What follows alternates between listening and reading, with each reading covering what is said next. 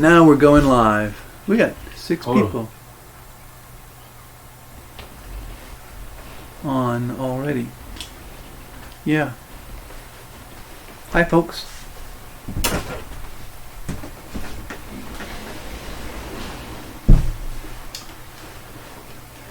I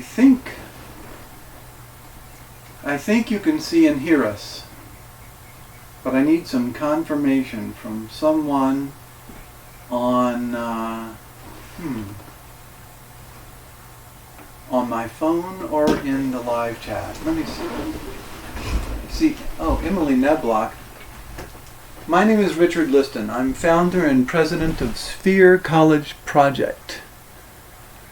And I have with me David Young, who has a very interesting story that we will be talking about very shortly. Thank you for being here. We have, I see 4 concurrent viewers right now, none of whom are me. I see comments from Emily Neblock. David has not yet heard the music of Emily Neblock, but I'm going to play her for him real soon, and that'll help him understand what we're doing with Sphere. We have Jonathan Stewart. Probably both Jonathan and Virginia are watching currently. And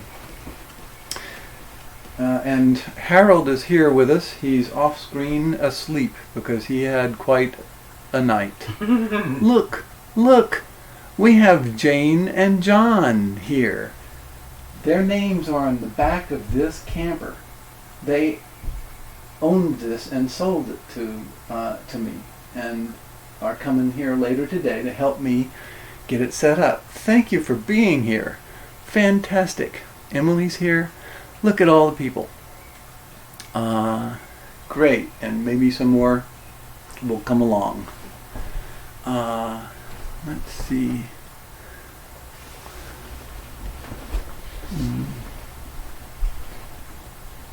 And Connie is here as well. Connie, I was telling you, David, somebody from Portland, Oregon would be watching. Hi, Connie. Hi, Emily. Hi, John and Jane. Hi, Jonathan and Virginia. This is just great. And Chris.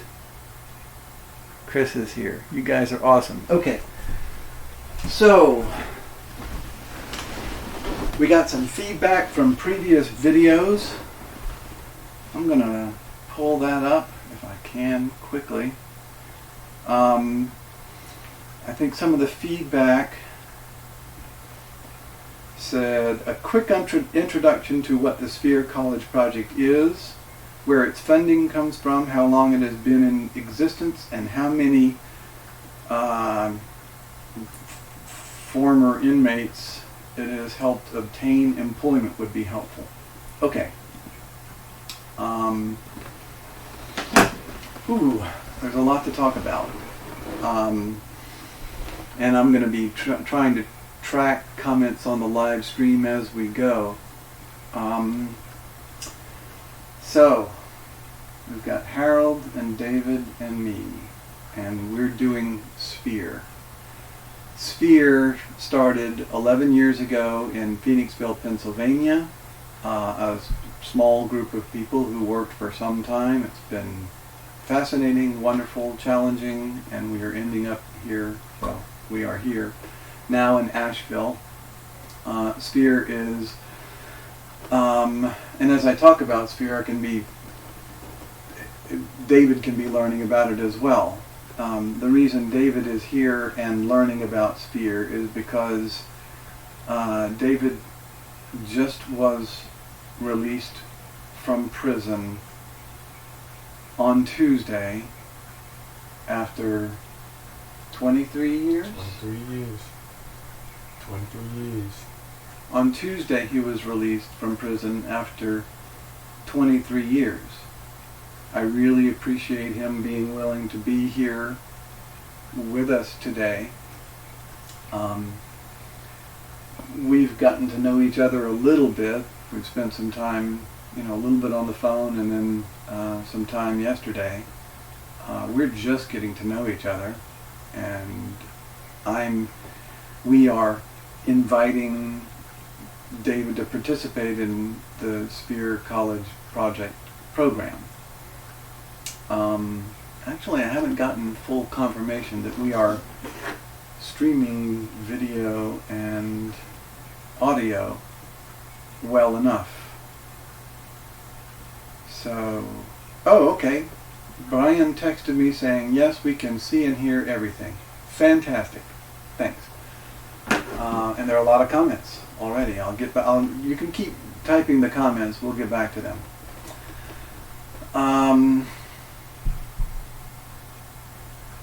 It's a different world, and David had a certain set of expectations that we are doing our best to try to provide an environment that he can come into and have a successful transition into the world as it is today.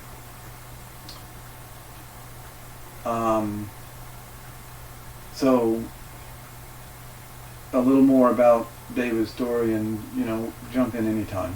I'm just trying to set the stage. You were sent to prison when you were 17? 17 years old. What was the, I don't know the language to use. What was the crime you were convicted of? Yeah, I was convicted of first degree murder. It was a felony murder case in which me and my co-defendant were alleged to be involved in a drug deal. And in the drug transaction, somebody lost their life, you know what I'm saying? And I didn't pull the trigger, but I was there, present at the scene. And so, once the charges were brought against me, I had to face them, and I went to trial. And they found me guilty, and they gave me life without parole.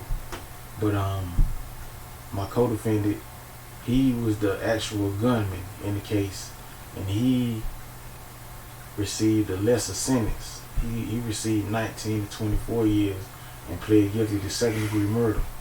And in my case, it was a situation where I was convicted of murder, but I didn't kill anybody, and I received more time than the individual who actually committed the murder. And it was just a grave injustice. And you were released. Why? After 23 years. Well, the Supreme Court ruled in a couple cases, one being Graham versus Florida, that a juvenile cannot be sentenced to the term of life imprisonment without parole without certain circumstances coming to the light during the course of the trial. My trial took place back in the late 90s, so back then it was just life or death. It wasn't no such thing as like they ask you, or take into account that you are underage. You feel me? And basically, I received a life sentence, and I was sent to where the big boys at. At 17. At 17.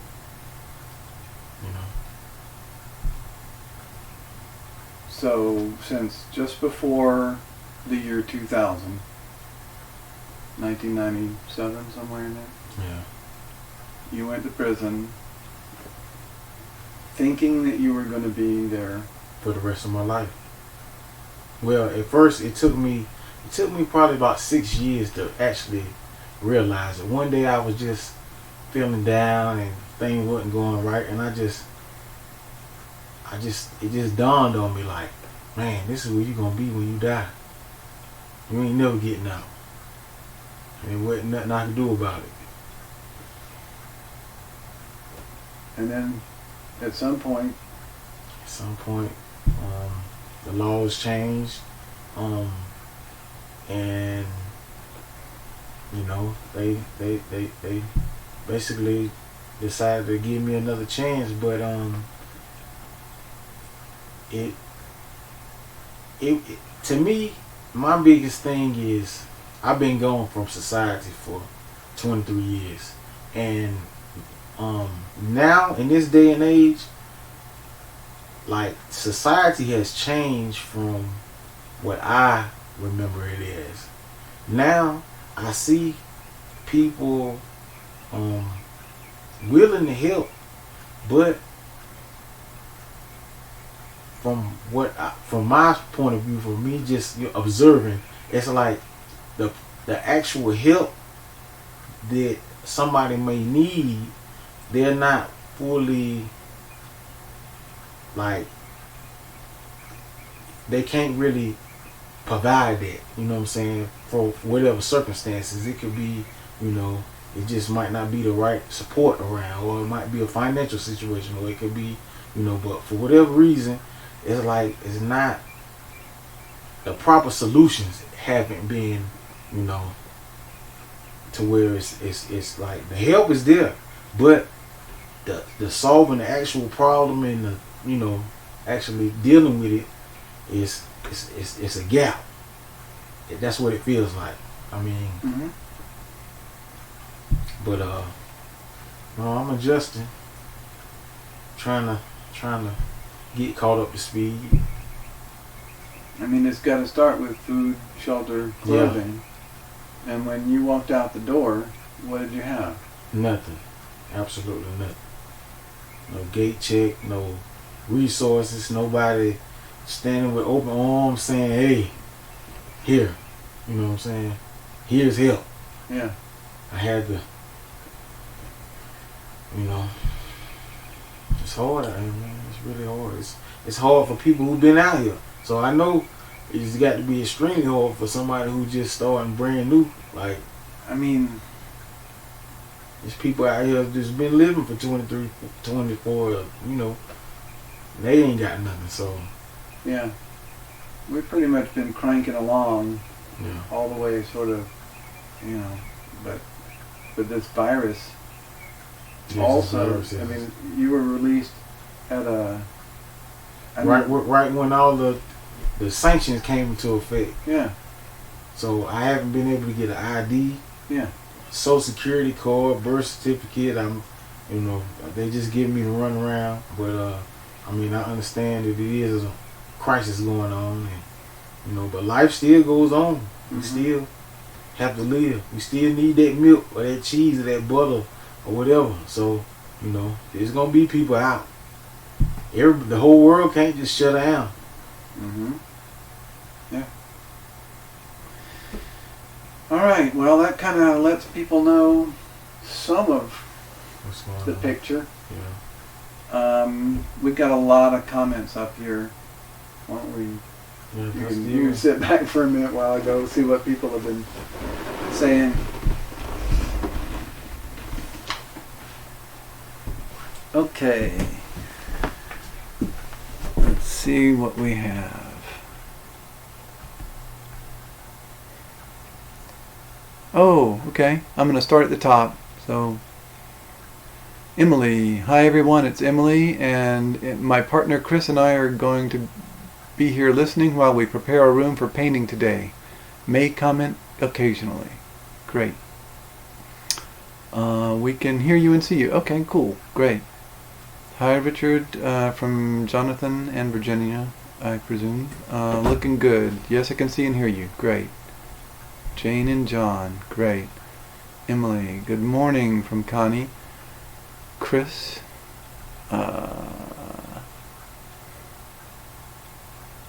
Chris LaRose will be listening with me. We love you, heart. John and Jane say, congratulations on your release. God bless you. Thank you, thank you, thank you. Thank you. John, yes you are. Virginia, hi, I'm here. Connie, this is unbelievable. You were only 17. Yeah. Virginia, here's the question for you to think about while I'm reading some of the rest. Virginia asked, what is it like for you coming back? Maybe you could start, let me just finish. Once you've, quote, paid your debt. Well, here's the thing. You were convicted of a crime that you didn't do. Is that right? Yeah. So, I mean, you were involved, and you're saying that, but but anyway, you should get some sort of startup kit. Yeah. For living and working on the outside. That was from Jonathan Orr, Virginia. And that is what we're working on. So Harold is working on, I think, on keeping notes about what has happened with him, and he's passing that information on to you. Has he asked you to take notes? No. Okay. Well, if I'm taking them though. Great. Well, I'm going to get you something to write in. Okay. And on and writing down the notes is it's too hard to keep everything. Yeah, I mean. So we'll keep the notes, and you can and we will put together a manual for people who are transitioning into society. Okay. You know, it could be like a foreigner, anybody. Yeah. You know, whatever. Okay. Anya, Vicky, and Brian are here. We got 10 concurrent viewers. Thank you all for being here. This is huge. John, the camper guy. Your story is very invigorating. John and I are so happy our camper can help this cause. I'm glad to hear that. Brian says, hey David, hope you find employment soon. Yeah. Be nice. Jonathan or Virginia says, plus a hotline to call for emergencies. Otherwise you're still being punished. I mean, yeah. John says, Richard, you're doing a wonderful job here. May God bless you and your work. Thank you, John and Jane. Jonathan says, me and Virginia are here separately. Oh, okay. Oh, okay, on separate computers. Gotcha. Connie says, this is a crazy time in the world and there are so many unknowns. I'm so glad you have Spear College Project and Richard to help. Brian says, what things did you find most helpful to keep calm inside? You seem pretty well adjusted for paying such a high price for being at the wrong place at the wrong time. Education. That's what I did. Educated myself as best I could and stayed focused on, Yeah. Yeah. learning this crazy world. Yeah. And Connie says, I hope you get compensated for the injustice. I hope so as well. Yeah. We'll do what we can to help. So, back to that question.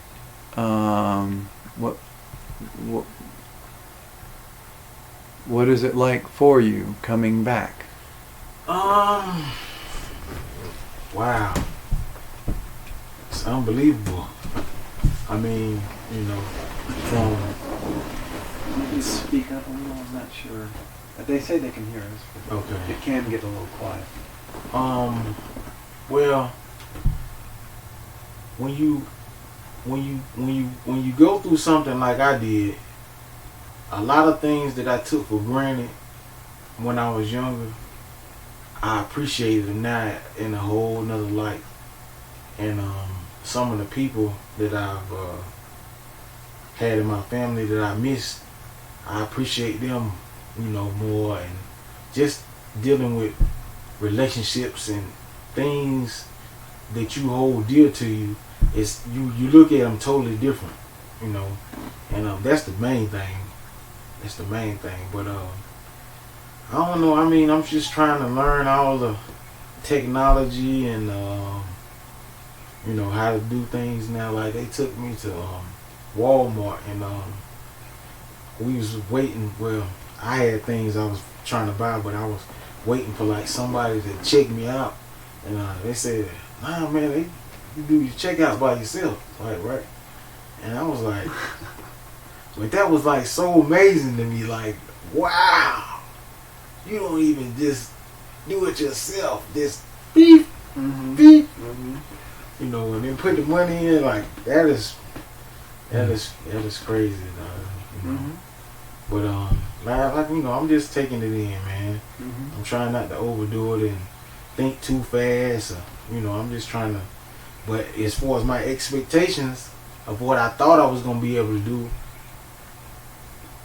that coronavirus kind of like threw everything off. But it's been hectic, you know. It's been hectic. Yeah. So, you know, Harold described his feeling. I mean, one of the first things he said to me when we met about a year ago now was that he felt like he was in shock. You know, he was in shock, and he still feels like he's in shock. And it's my hope that you hearing that would make you feel like you're not alone. Well, remember what I said yesterday. It's like I feel like I've been through a traumatic event, and it's a level of PTSD that's setting in, because when you take a person out of the environment that I was just in for so long and put them in this type of environment, it's hard to adjust. It's hard to like even interact with people because it's totally different, you know. It's totally different, and it's almost like you going to Iraq and being over there. Not saying that it's bombs and all that, but I'm just saying it's just you going into something where you got to learn everything over from scratch, everything, like where, how to stand, how to sit, how to do this and that. You know what I'm saying? Like, and then you back out here where everything is just, you know what I'm saying? Yeah. That's crazy. Where are like, the boundaries? You know what I'm saying? Right. Like, you know, you used to stand in this line. Yeah. Yeah. Every day, you know, the same routine. And then it's like riding on the highway where the lanes just, and it's just cars just everywhere. You know what I'm saying? For 23 years. Yeah. So like it's totally different, but you know, I'm trying to stay in the lane and. Yeah. You know, because you got to do it in your mind. It's your mind telling you, okay, this is too far to the left or right. Yeah. You know, and everybody can't do that. Yeah. You know, I was just, like I say, I was fortunate enough to occupy my mind with educating, because I felt like if I was ever given a shot again, I want to be a lot smarter than I was when I came in. And that's really what I, you know, focused on when I was in there. Great. Yeah. All right. I know there are other comments. I'll go see what's going on over here.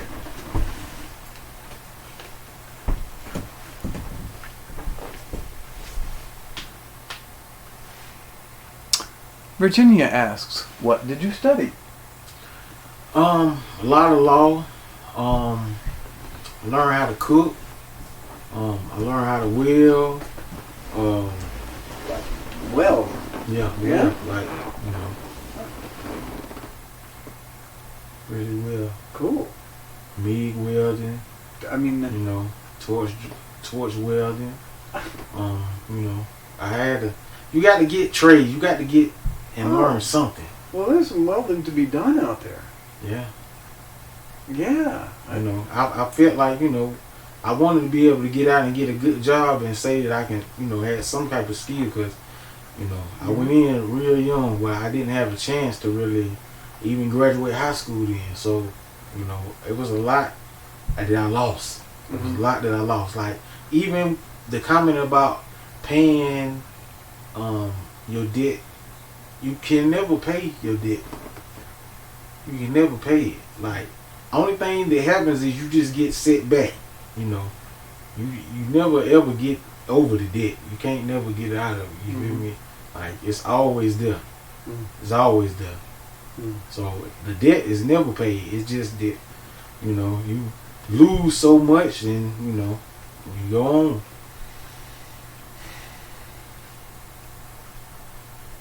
Wow. All right. Well,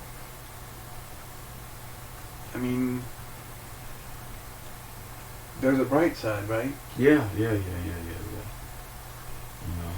get to rebuild yourself, out knowing what you know now. Yeah, and it's the possibilities are endless out here. They really are. Yeah, welding, man. Yeah, welding. Oh, do you like doing that? Yeah, I mean, it's something that I took at and I learned it, and I had it in my mindset that if push comes to shove, this is what I can get a job doing, and take care of myself. So that's why I learned it. We might want to look at that and see, if that's something you want to jump out there doing. I don't know. We'll see. Yeah. Great. We'll talk more about that. Yeah. Let's see. Thank you, folks, for all the participation. This is what it's all about. The internet is full of free education. Richard can guide you. That's from Jonathan. Brian, and I'll tell you about Jonathan and Virginia in more detail after a while. Brian, I wonder if everyone knows that David is the person who wrote the letter that Harold and Kelby read on the live stream 4 weeks ago, and that Harold, Kelby, and David are all family. Yes. I seen a taping of that, and that letter. Harold's my uncle that he did 30 years, so when he went to prison, I was still young. Like, he was Oh yeah, right. a lot older than me. Yeah. So, I never got a chance to really meet him and know him I just knew him as my uncle that's in prison. I didn't really, Right. But over the years, we had both been in prison, and so we never ran across each other, but it was always that possibility that we could run across each other. Mm-hmm. So I used to try to find out where he was at, and vice versa. But from sending just messages, I never really got a chance to talk to him or anything until my cousin Kelby sent me a letter with his address in it. And so when I got the address, this was like my first letter to him, writing him and letting him know that that's crazy how fate would happen. That just weeks later I would be sitting right here where he was, reading the letters, because I didn't even know he was gonna read it, but I really, spoke, and it was an emotional letter because I was, describing events with our family and just, what we have been through as a people, and I just, poured my heart out to him. And, that's amazing. Y'all witnessed that, but how many letters did you write while you were inside? Oh, thousands of letters. I wrote thousands of letters. I wrote. Wow. I did a lot of writing. How many people do that? Not that many. Not like how, I just wrote a letter this morning. I wrote somebody that's, in there. I got in the car. I'm gonna send it in. But I'm just letting guys know in there, what I'm going through and how I was received, and just telling them, keep your head up, man. If I got out of it, anything's possible, because I thought I never was. Makes me think we need to build a welcoming committee. Yeah, I mean, that would help settle some of the people that's, Yeah. Because getting out, and this is something that I explained to my lawyer. Getting out, not knowing anything and having no resources is cruel. Like, that is beyond, like, You know, that's like you just getting dropped off in another country somewhere where you got nothing. I mean, what'd they say? There's the door? Yeah, basically. You know, get out. Okay. Alright. Let's see what else we got. We generally go an hour on this, but we can stop, anytime. This is great. Virginia says, you didn't even have a chance to grow to adulthood. Yeah, just bam. Yeah. Whew. Virginia says, wow, welding, that's cool. Good opportunities out there. Yeah. Virginia says, you guys are heroes. Well, thank you. Y'all are the real heroes. Everybody, man. Just, you're inside, you're learning and studying. That's a heroic act. Yeah, well. So we're doing just what the best we can do given our circumstances. Yeah. So might as well make a plug for money, because money makes things work better. So if anybody has any money they want to send our way so that we can help people, or if you know other people who have some money and that they might want to help people, then they can send it our way. They can use PayPal and send it to. It's in the description of this video already.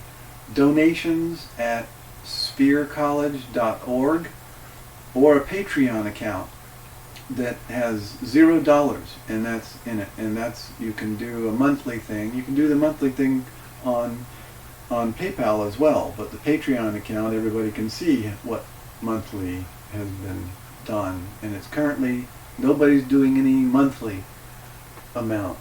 So all those people who are buying like all these Starbucks little $5 coffees, anybody doing that, you could go to the Patreon and put a $5 a month. $5 a month, it's fine, it'll add up. So patreon.com, patreon.com/Sphere College Project. Somebody can get that started. Let me see. No more comments right now, I think. And our time is 11:33. There are 9 people on. Here comes a comment. David, you are an amazing person, and I can see that you have so much to bring to the world. Thank you. That is from my friend Connie, who lives out in Portland, Oregon. Musician and now school teacher. And we've, she's been extremely supportive of what we're working on. She gets it. She understands it. Yeah. It's actually, I gotta say, it's really surprising to me how difficult it has been for people to understand what Sphere College Project is doing and what we're all about. It seems so loose, and it is, purposefully, because it's when we make things all rigid, people don't fit into that so well.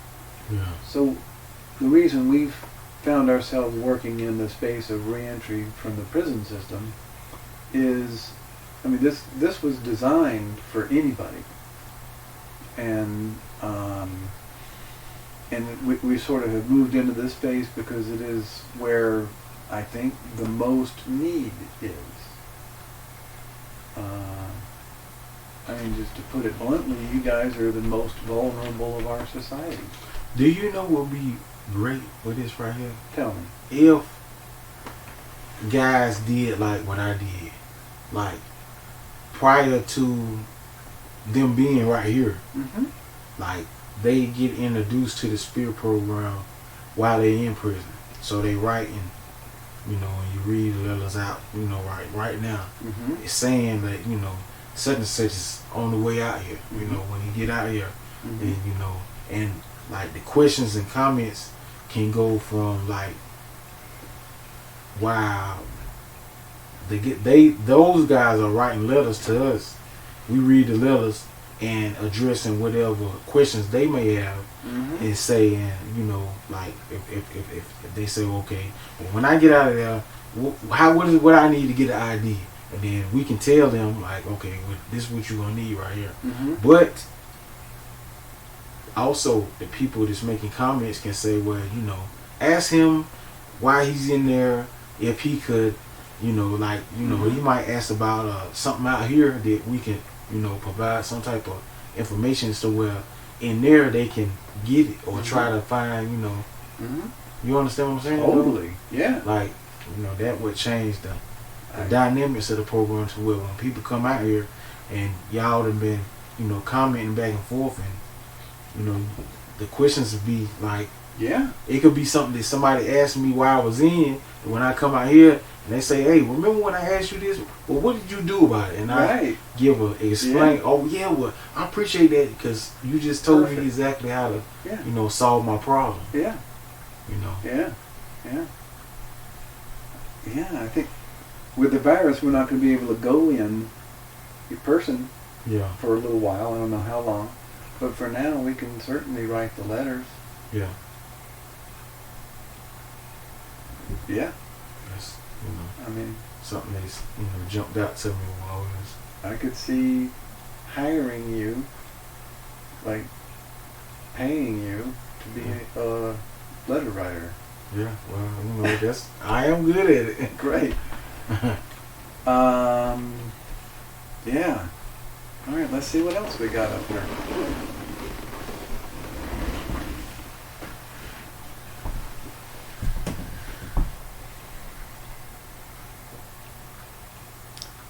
Jonathan Stewart up in Pennsylvania, outside of Philadelphia, Phoenixville, where we started. I told you we started up there. Yeah. Jonathan was started with us up there. He says, your letters, or a few of them, could make an interesting book.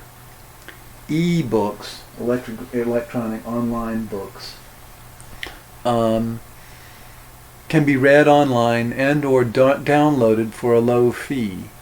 But there are a lot of people out there, and those low fees can add up. Yeah. All right.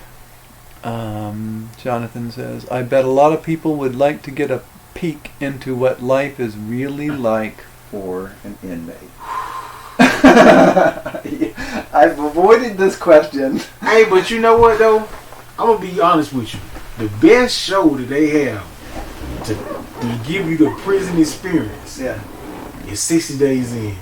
Yeah. However, now the reason why I say that is you got to keep in mind that those places that they are shooting at are like jails. So it's a different, like, prison is different. It's like jail, but it's a whole lot rough and it's a whole lot more serious. But jail, how 60 Days In runs, that's what it's like, really, like, you know. Okay, I don't know 60 Days In. Yeah, it's where they got like hidden cameras in the prison or the jail, and it's people, you know, having their little issues. You know what I'm saying? Mm-hmm. But that's real life right there. Every day. Every day. Every hour. What you mean? Like, there's an incident every hour. It depends. It depends. Really, North Carolina prison systems right now are dangerous, you know, and it's a lot of different reasons why they are like that, but it's mainly, see, you have two groups of people. You got the inmates and you got the officers. Okay, these two groups of people have to work together. You know, they got to work together. Mm-hmm. But because it's a high level of distrust amongst both groups, they don't clash like together, but it's just like it's really crazy how things is. And it's kind of like, you know, the movie Gangs of New York. I have heard of it. Heard of it? Yeah. Where it's kind of like that kind of clan against, you know, this group against that group against this group and against that group. With that going on, plus the officers and they're one group against everybody. So it's like, you know, it's really crazy though. Yeah, wow. Really crazy. Wow. Yeah, right. Sure. Harold said he just avoided the gang stuff. You can in certain levels, but you know, it's 3 different custody levels. Yeah. So where her was at, he did mainly medium and minimum custody. I was in close custody. See, going in close custody, it was like I had a sentence of life without parole. So for the first 15 years, I was like in a cell where I wasn't getting nothing but like 6, maybe 8 hours outside the cell. You know what I'm saying? So it was different. Wow.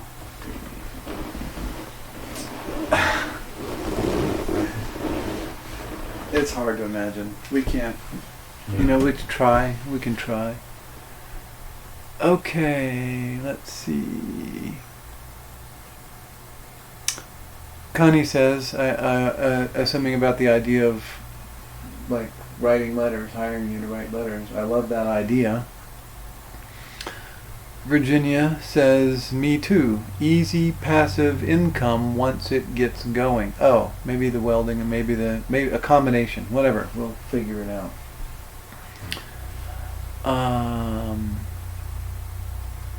Connie says, where can you find that show, 60 Days In? Oh, man. You should be able to Google it. Yeah. You should be able to say, you know, Well, he knows 60 about, days in. He knows about Googling. How did you learn about all this? Man, I've been learning. Like, since you've been out? Yeah. That's what you've been doing? Did you know anything about smartphones when you were in? Yeah. Yeah? A little bit, but not like, you know, right now. Like from television or something? Nah. People have? People have them. Okay. All right. 60 days in. Oh, she says, never mind. I found it. Yeah. But you can... I'm trying to see if it come up. Yeah. Yeah, this is it. It's really crazy, too. A&E. Oh, okay. A&E. A&E.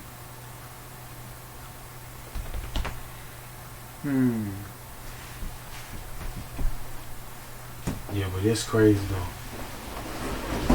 Sometimes there's a lag between the comment when they type the comments and whatever. We got 15 more minutes or whenever we feel like stopping, but people are there and into it. Let's see on here. Talk amongst yourselves.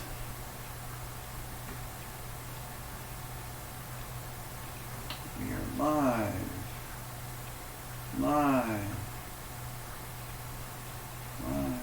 Where are the... Can't see how to get to the...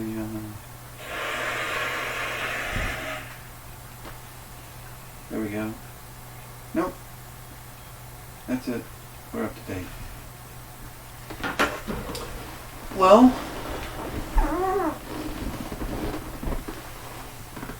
Anything else you think might want to add for our roughly 8 viewers? I mean, you know, y'all be safe out there, man. Like, you know, we really in some trying times right now. Like, Yeah. the world hasn't seen nothing like what's going on right now. So, you know. Mm-hmm. Do you know anything about population levels on Earth? Somewhat. Yeah. I know that like, you know, which countries have population problems. Some of them, you know. Mm-hmm. I don't really. I feel like in the States, it's just like certain areas are overpopulated, but for the most part, you know, it's still pretty spread out. There's a big shift going on now, and you know, all of this, everything is shifting. But something that I've learned within the last, I don't know, several years, was that right now there are somewhere around, 7.5 billion people on the planet? 7.5? Mm-hmm. Okay. When I was born, there were around 3 billion people on the planet. Yeah. So in my lifetime, the population of the planet has grown, is more than doubled. Yeah. Is like doubled and a half, which is like bam. Yeah. And 200 years ago, there were 1 billion people on the planet. Yeah. Just 200 years ago. So it's grown, you know, we're working on eightfold in just 200 years. Just 1, 2, 3, 4, some number of generations. Yeah.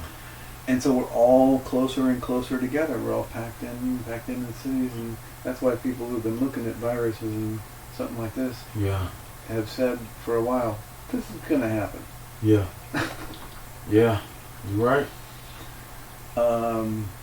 So we're seeing how it plays out now. I don't know. We'll find out how long it lasts. But yeah, it's a new time we live in. Yeah. Let's see what else we got. Yep, we got some comments coming up.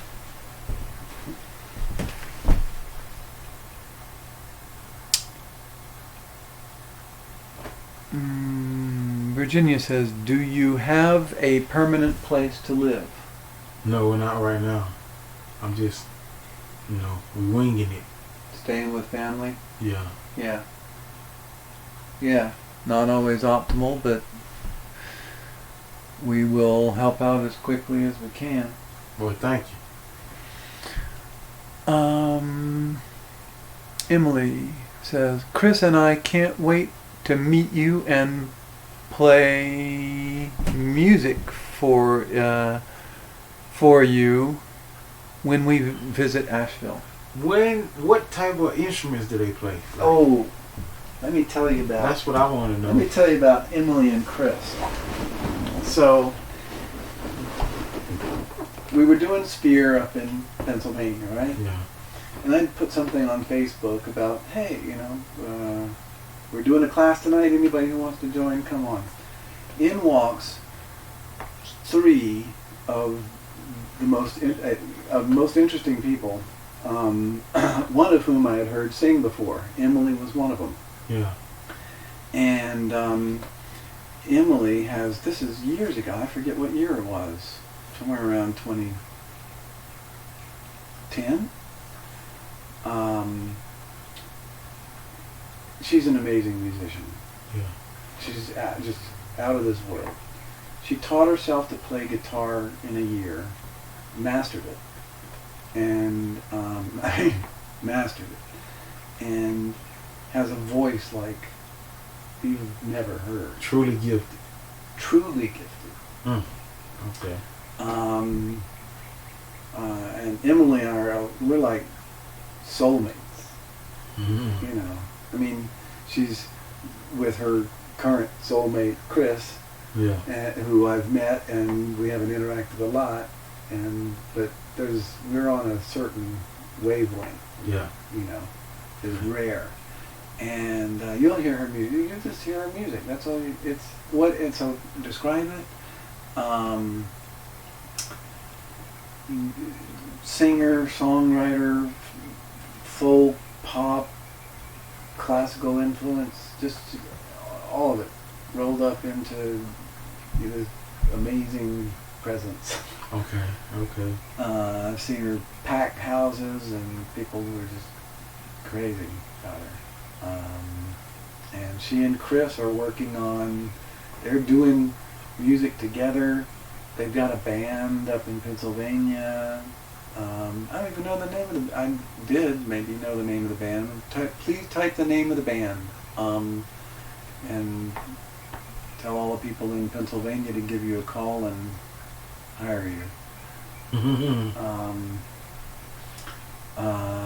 But I'm just really excited for you to hear her sing. Just out of this world.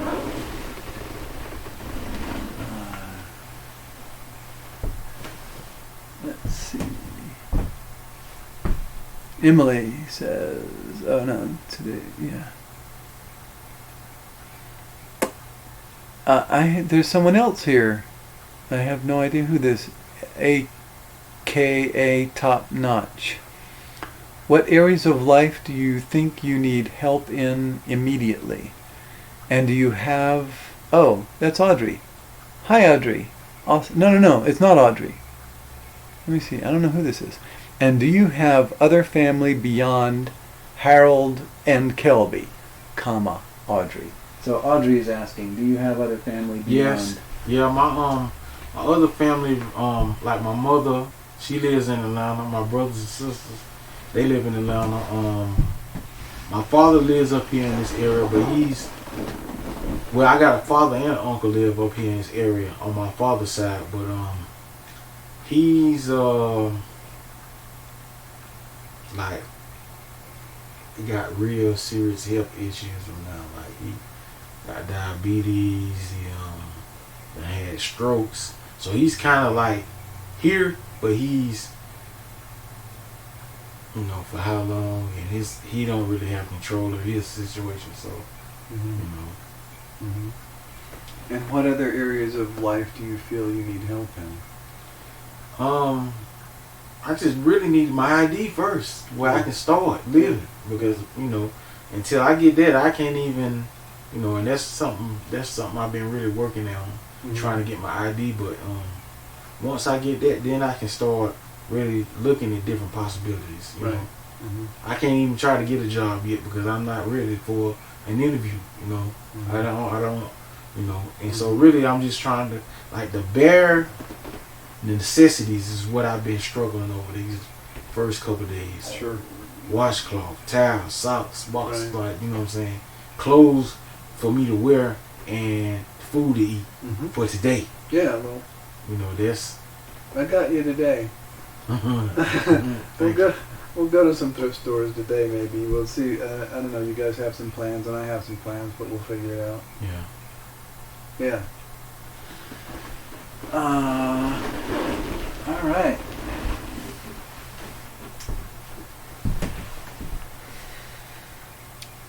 Oh, Emily's describing the music that she and they do. Folk, blues, rock, psychedelic rock, guitar, electric guitar, harmonica, banjo, electric bass, badass singing. Okay. Connie says, Emily, are you posting any live music during this virus lockdown? I love your music. It is so uplifting and healing. Yeah. That's a good thing for this. The lockdown, while the lockdown is in effect. Yeah, now we can do this. I mean, we can, this is what we need to be doing. Emily says, Chris LaRose and the Hex Highway Blues Band. Chris LaRose and the Hex Highway Blues Band. I love it. Chris plays the blues.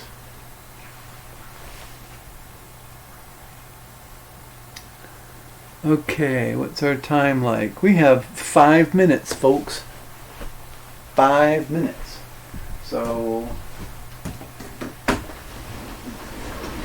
I'll keep an eye on the comments down there.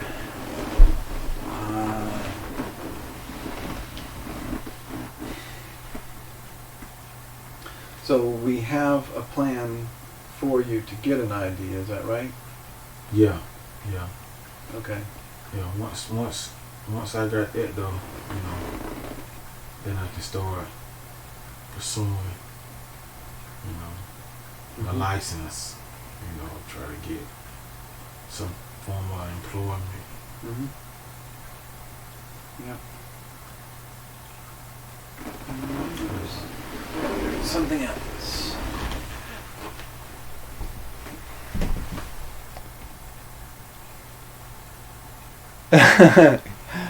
Chris is a friend of mine up in Pennsylvania.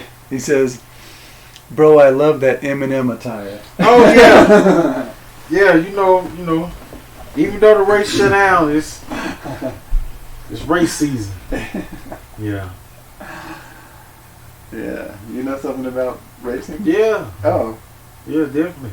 Well, talk about that. Race. Yeah. Well, I mean, I seen when Trump was there at Daytona this year when they shut it down for the rain and But yeah, I'm a race fan. I like Danny Hamlin. I like Kyle Busch. Jimmy. What about before you went in? What you mean? What were your interests? Basketball and really I didn't have before I went in. It's crazy to say this, but I was so young that I didn't really even appreciate life or know the true value of life. Because I feel like even y'all, not saying but just understand what I mean by this, okay? I understood the real value of what life was once I lost mine. Mm-hmm. Once I realized that I was going to die in prison, or when I felt like I was going to die in prison, I really grasped the full effect and the weight of what life meant. And so I feel like until you actually get in a situation where you actually lose your life or something that changes your life, you really don't take you take for granted what you've been, like your blessings, what you got, and what you know what I'm saying. And I feel like there's a lot of people live life not knowing real true happiness and not really getting it. Everybody want to be comfortable, but sometimes we set our minds up to believe and think that we're supposed to be on this level when really we got everything we need. My goals are, I feel like things that I can accomplish and achieve on a level where they are not too above the standards, because I feel like you can't really live like you want to. You feel me? Everybody wants $1 million or 10 million or whatever. That's our minds telling us that it's out there. But I'm just happy with right now. I got clean clothes on. I'm content. I'm happy. All right. Cool. Well, on that note, I think I'll just read up the last of the comments and see if there are any last words we'd like to say. Okay. Virginia says, "Do you have a Social Security card?" No. No, and you'll have to watch earlier if you joined late to see what's. That's one of the things I need to get. Yeah, they worked on it, but got to get the other thing first, and then that. Yeah. So, Emily Tukani, we would like to do some live videos of music. You could go to our Facebook pages and follow us to see when we do that in the next week. Great. Emily, the 3 pages are Chris LaRose Music, Emily Neblock, and Hex Highway Blues Band. Hex Highway Blues Band. Also, David, you're amazing. Thank you. From Emily. Thank you. And Connie, David, you have so much to teach all of us. It seems like you have had a truly spiritual experience. I definitely have. Emily says, R, please see above question. Did I miss a question? I don't know. I might have missed a question. What's that blues band again? Hex Highway. Hex Highway Blues Band.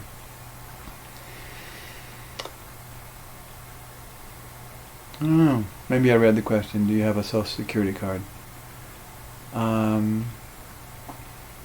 Jonathan says, you've got a lot going for you. You're healthy, intelligent, optimistic, and ambitious. Yes, definitely ambitious. Okay, you're not rich, but you have all the tools for becoming rich. Thank you. Yeah. Thank you. Yeah.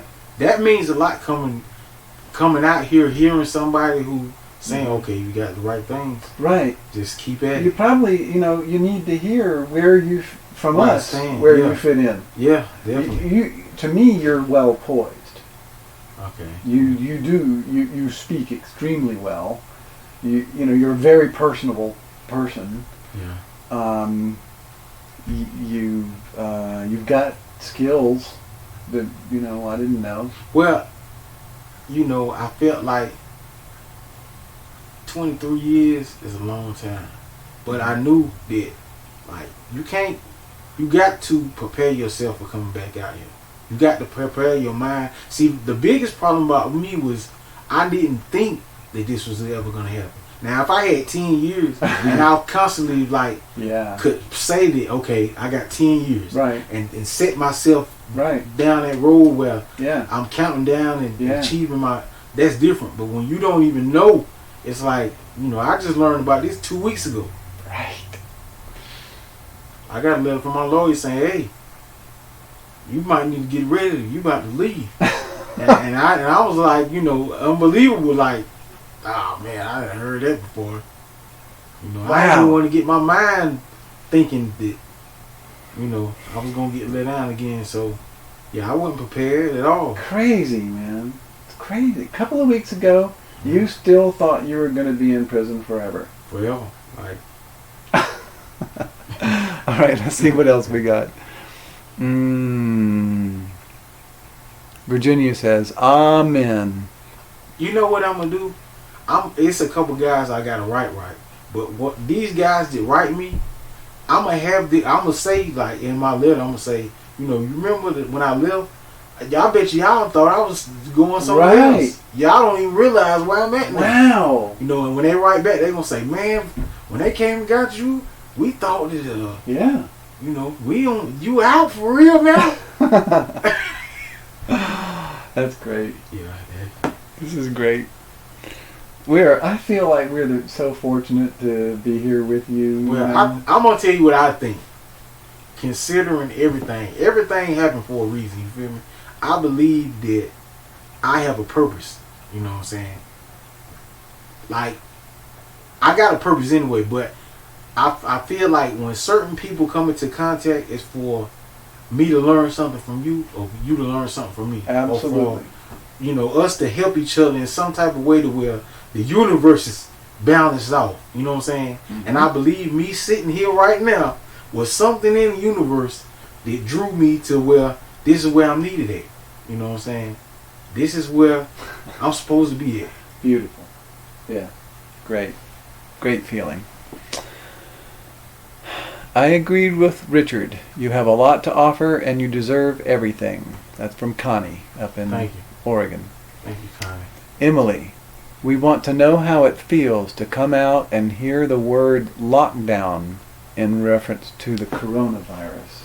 Well, you definitely experiencing phases of it. Lockdown. Don't be out.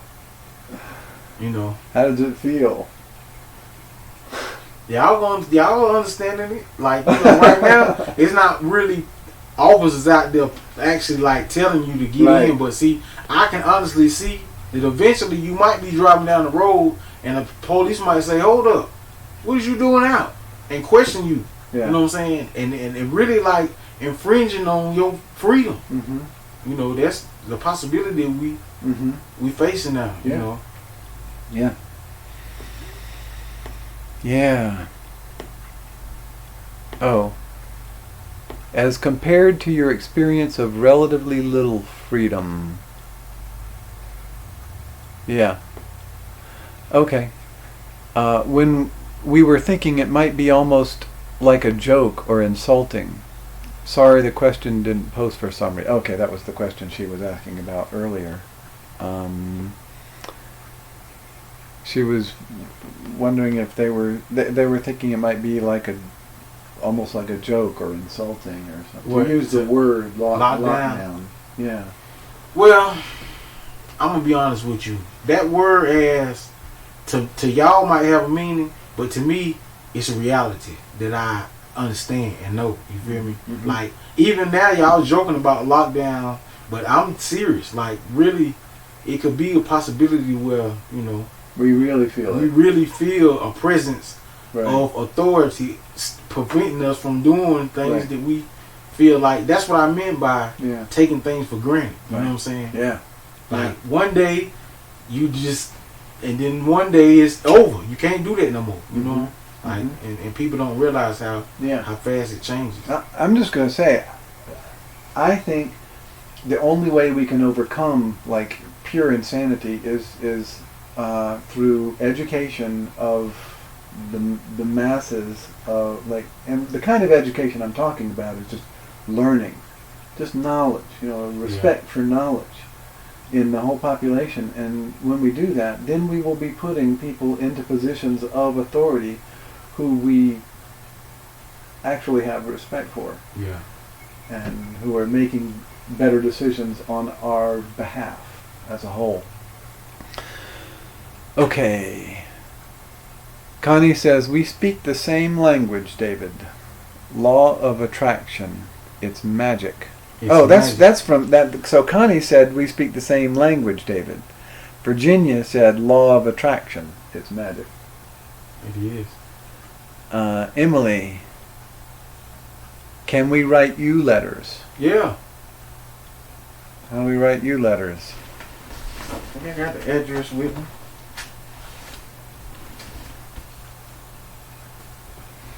This is another thing I've been doing. Me coming from prison out here, I'm not really used to this right here yet. So to get, acquainted, I got everything I need, wrote down. I prefer that myself. All right, well, we are at 12:09. We still have 8 concurrent viewers. Thank you all for staying with us the whole time. Thank you for the interaction. This is exactly what I'd hoped. I see the word. Yeah, the word lockdown. That's exactly what I'd hoped this would turn out to be. Interaction between us, interaction among you through the live chat. I think there are going to be a lot of people who will watch this video. Okay, well. All right, folks. Thank you so much. We plan to be here next week. So I hope you all have a safe and enjoyable week. And we're done.